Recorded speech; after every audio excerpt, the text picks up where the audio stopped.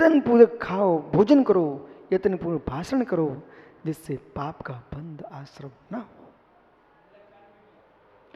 ये मूलाचार की ही है और यही कार्य का गाथा 10 वैकालिक में लिखी है। जब मैं समयसार देखता हूं तो उपनिषदों की कारकाएं और समयसार की गाथाएं, काठोपनिषद को देख लीजिए। अरस मरु मगंधम अवत्तब्बम चेद्राण गुणमसद्धम जान अलंग गहड़म जी मदृशन ठाणम। एक गाथा जो कि त्यों काठोपनिषद में लिखी हुई है। तो कठोपनिषद में जो गाथा कारका लिखी हुई है, द्रव्यानुयोग की दृष्टि जो हम देखते हैं, तो मित्र आप श्रवणों को प्रसन्न होना चाहिए। हमारे आचार्यों ने आपको भिखारी नहीं बनने दिया, आपको आगम दे करके मेरे मित्र आपको माला माल किया है। उन आचार्यों का बहुमान करो, भिखारी नहीं बनने दिया, अन्यथा आपको दर दर भटकना पड़ता। अब आवश्यकता प्रेमी जी, आपको आवश्यकता प्रदीप जैसे विद्वानों को कि इनको चाहिए, विधान करा रहे हैं, पंचन कराने इनको सभा मिलती है। उस सभा में मित्र कौन से चुटकुले कहां सुना रहे हैं, इससे जिनवाणी का प्रचार नहीं हो रहा है। आप ऐसा जिनागम का सूत्र प्रतिदिन निकाल के लाओ जिससे लोगों को विश्वास हो जाए कि कम से कम 100 आदमी बैठे हैं, उनके मस्तिष्क में 8 दिन में भर जाए कि आगम पढ़ना चाहिए, आगम पढ़ना चाहिए। आज से प्रदीप भैया मत खोजना कौन सी कविता कौन सा चुटकुला मैं लेके आऊं जिससे इनको खुश करूं। आप एक खोज के लाना, कौन सी गाथा लाऊं जिससे इनके अंदर जिनागम भर दूं ठोस ठोस करके। जो है सो है, ये कोई विशुद्ध सार का सूत्र नहीं है। वो तो लोगों ने पेटेंट कर दिया मेरे नाम पर, मैं खुश हूं, लेकिन मेरा नहीं है। एक कुंद कुंद देव का सूत्र है। मैं अपने जीवन में ये सोच रहा हूं, मुझे अपनी मन की बात तो एक नहीं बोलना है, जिनदेव की बोलना है। जब प्रवचन प्रवेश का बोध नहीं है तो प्रवचन में प्रवेश ही नहीं है। लोगों ने प्रेमी जी ये समझ लिया है, कहीं का कुछ भी बोलना प्रारंभ कर दो, थोड़ी आवाज अच्छी हो जाए, प्रवचन प्रारंभ हो गए। इसको तो अकलंक स्वामी प्रवचन मानते ही नहीं है। प्रमाण नए निक्षेप, प्रमाण नए निक्षेप से युक्त जो तत्वार्थ का व्याख्यान है, जिसमें चतुरनुयोग की व्याख्याएं हो, 7 तत्वों की व्याख्या हो, ऐसा अरहत देव की वाणी का जो उपदेश है वही मात्र प्रवचन है, बाकी सब प्रवचनाभास है।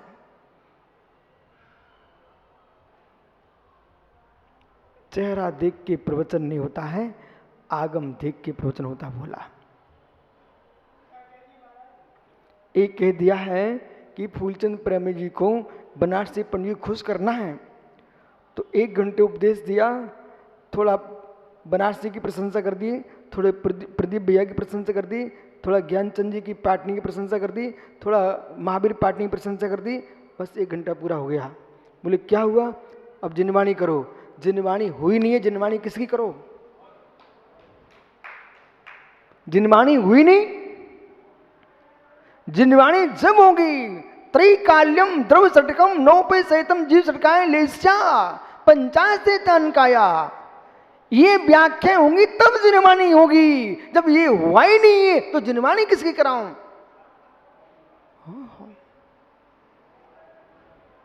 ओहो हो मित्र, आपका सब मैंने सुन लिया है। पंडित जी ये ब्रह्मचारी फंस चुके हैं, आपको तो छोड़ दूं नहीं तो फंसा दूं, इतने ढंग से फंस चुके हैं। है मित्र, प्राग भाव, प्रध्वंसा भाव, अन्यून्या भाव, अत्यंता भाव, इन 4 अभावों को नहीं समझे ना, आप प्रवचन के अधिकारी नहीं बन पाएंगे। भैया जी मालूम क्या हो रहे हैं, यदि मैं प्रदीप भैया की निंदा कर रहा हूं, बोले क्या हो रहा है, बोले प्रवचन कर रहा हूं। मैंने पूछा प्रवचन नहीं है, तो ये जीव बोलता है, वो जीव तत्व है ना, इसलिए प्रवचन है। इधर देखिए, बहुत अच्छा, आपने बहुत अच्छा बोला। मैं यही सुनना चाहा आप लोगों से, इसलिए मैं कहता हूं लघिस्त्र पढ़िए अच्छे से। ज्ञानी आचार्य कलिंग स्वामी के सामने एक विषय आया, तुम जैनी बोलते हो ना, ये देव पुद्गल, शिवफल पुद्गल, ऊंट पुद्गल, जैनियों, जन समूह के बीच में, प्रदीप भैया मैं नाम लूं इसका मतलब डांट नहीं रहा हूं, ये समझा रहा हूं मित्र, आप जगह जगह विधान कराने जाते हो, मेरी तरफ से भारत भूमि पर जितने श्रवणियां विचरण कर रहे हैं, आप मेरी तरफ से प्रार्थना कर देना कि टीवी पर प्रवचन करने का शौक है तो जिनवाणी पढ़िए, अन्यथा न आप इंटरनेट पे प्रवचन करो, न मोबाइल पर भेजो, न टीवी पे बोलो। क्यों? ये पूरा रिकॉर्ड हो रहा है। वो आप प्रमाणित पुरुष हो, जैन मुनि कहलाते हो, आपके वचन प्रमाणित कहलाएंगे, जैन मुनि ने कहा है, और आपको मालूम था नहीं। जैसे भैया जी बोल पड़े, प्रवचन है ना, इन्हें अनर्थ कर दिया, इतना बोल के अनर्थ कर दिया। अब वो बोल के अनर्थ किया, ये बहुत अच्छा कर लिया, कम से कम इस नियोग से आपको कुछ सुनने को मिलेगा।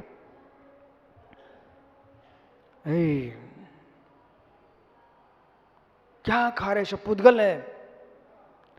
व्याख्या करने के पहले विवेक रखना, चार अभावों को मस्तिष्क में रख के बोलना। बौद्ध दर्शन ने कहा जैनियों से, हम ऊंट खाते हैं, तुम दही खाते हो। कहां से बोलो पंडित जी, कहां से बोलो पंडित साहब? लघिस्त्री गंज से बोल रहा हूं मैं। आप यदि ऐसा कहते हो सब पुद्गल है, तो आप अपने शरीर को पुद्गल मानते हो, सेव फल को पुद्गल मानते हो, तो ऊंट का शरीर भी तो पुद्गल है, दही पुद्गल है, तो भैंस का शरीर भी तो पुद्गल है। आप भी पुद्गल खाते हो, हम भी पुद्गल खाते, अंतर क्या है?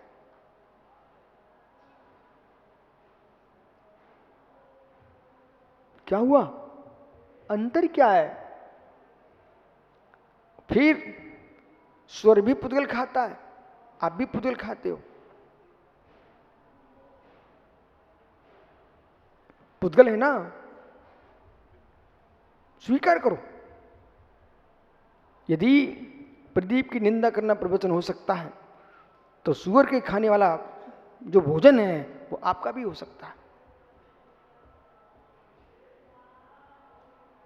यदि सुअर का भोजन प्रदीप भैया का भोजन नहीं हो सकता है, तो किसी की निंदा करना प्रवचन नहीं हो सकता है। अब इसको हम सिद्धांत में क्या देखेंगे मित्र? पर्याय में पर्याय का अन्योन्या भाव, पंडित, पर्याय में पर्याय का अन्योन्या भाव। मल पर्याय अलग है और भोजन पर्याय अलग है। सुअर मल खाता है, मनुष्य मल नहीं खाता, भोजन खाता है। मेरे मित्र, ऊंट का जो पुद्गल है वो असमन जाति पर्याय रूप पुद्गल है, लेकिन ऐसा शिव फल नहीं है। दोनों की पर्याय में भिन्नत्व है। अन्योन्या भाव लगाइए, अन्योन्य भाव से नहीं देखोगे और प्रवचन करने बैठ गए, यही निश्चय भाषी एकांत से विडंबना हो रही है। जो भी समय सा जैसे मान ग्रंथराज का स्वाध्याय करना चाहे, उसे आप्त मीमांसा आलाप पद्धति लघिस्त्री जैसे न्याय विनिश्चय सिद्धि विनिश्चय प्रमेय माटन अष्ट षष्ठी अष्ट सहस्री न्याय दीप का प्रमा प्रमेय प्रमा कल का प्रमा प्रमेय रत्नमाला जैसे महान ग्रंथों का पहले स्वाध्याय करना चाहिए, फिर समय सार का प्रश्न खोलना चाहिए। गुम्मट सा जीव कांड कर्म कांड का अध्ययन कर लेना चाहिए। फिर कहीं आप कह पाएंगे ये पुद्गल है। भैया ये पुद्गल है। मित्र, बेटा जमीन पे कुछ पड़ा? कुछ नहीं पड़ा। इस पर पैर रख गया तेरा तो तू प्रायश्चित लेने आएगा? और कोई चींटी चल रही थी उस पर पैर रख गया तो प्रायश्चित लेने आएगा? भाई भोले भैया ब्रह्मचारी तो कह रहे सब पुद्गल है मित्र। उपचरित अशद्भूत व्यवहार नय से कर्म नो कर्म भी चेतन स्वभावी है। उपचरित अशद्भूत व्यवहार नय से कर्म नो कर्म भी चेतन धर्मी है। इसलिए अहिंसा का जो पालन होता है वो उपचरित अशद्भूत व्यवहार नय से होता है। यदि पुद्गल कह दिया तो जैसे डोरी पड़ी थी इस पर पैर रख दिया, ऐसे चींटी भी पुद्गल है मित्र। उसके अंदर आत्मा है, उस शरीर के नियोग से उस जीव को कष्ट होता है। फिर अहिंसा हमारे यहां कितनी विराट है। पुरुषार्थ देखना, पुरुषार्थ उपाय का अध्ययन करना चाहिए भैया। यहां से जाते प्रदीप भैया, अब रास्ते में भले कहीं कार्यक्रम में जाओ, जो समय मिल जाए अध्ययन करो। उन विद्वानों से मिलो ना, फूलचंद प्रेमी जी के गुरुओं से मिलो जो मार्ग में चलते चलते टीकाएं लिख रहे थे। फूलचंद शास्त्री, पंडित किलाचंद शास्त्री, ओह इन विद्वानों से मिलो। के.एन. उपाध्याय, पारसनाथ, वर्धमान उपाध्याय, हीरालाल शास्त्री, वर्तमान की बीच की पीढ़ी में पन्नालाल सात्याचार्य, जगमोहनलाल शास्त्री, धरवालाल कोठिया, महेंद्र शास्त्री, इन विद्वानों ने काम किए। मानचंद कौंदे, प्रदीप भैया, बड़े बड़े ये लोग मुनि बनते ना तो धुरंधर आचार्य कहलाते।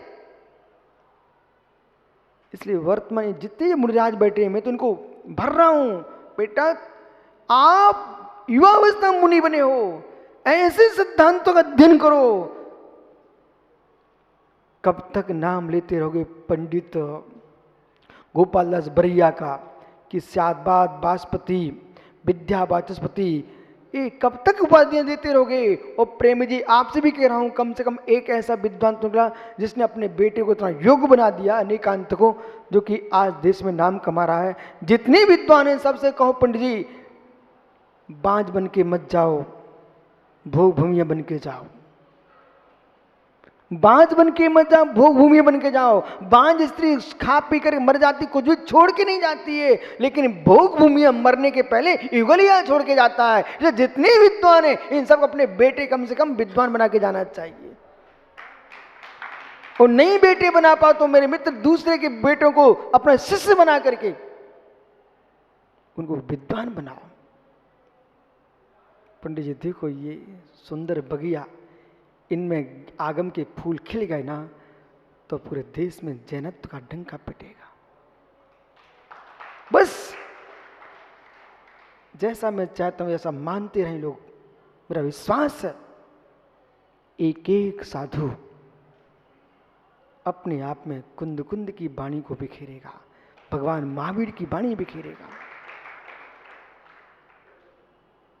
इसलिए भोला विश्वास के बात सुन बेटा, इनको 1 लीटर दूध दे देना आज प्रेम जी को, और 5 लीटर देना प्रदीप को।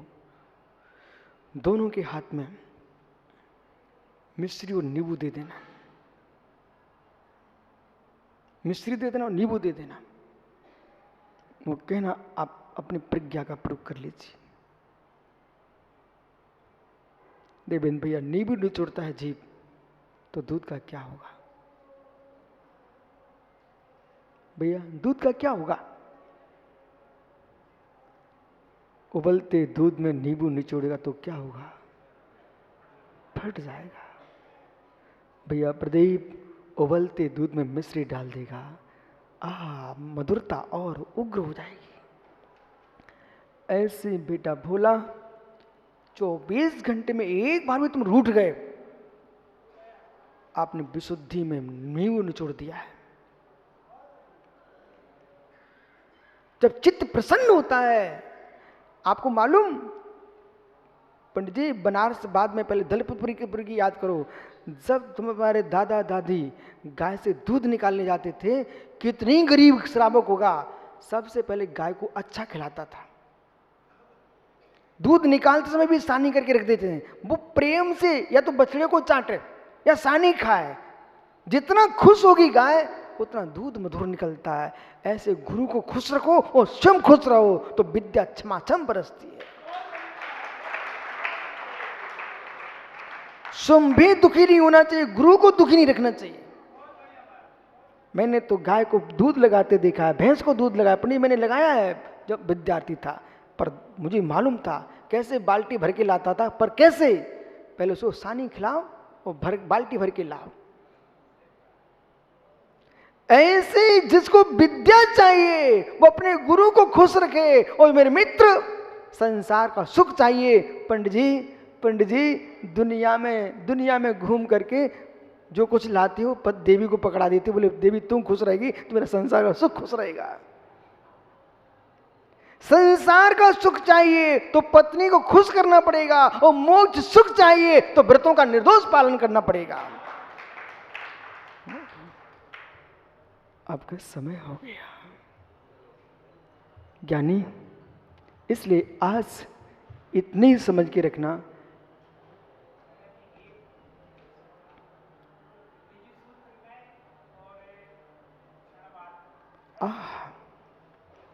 पंडित जी ऋषिसूत्र नए,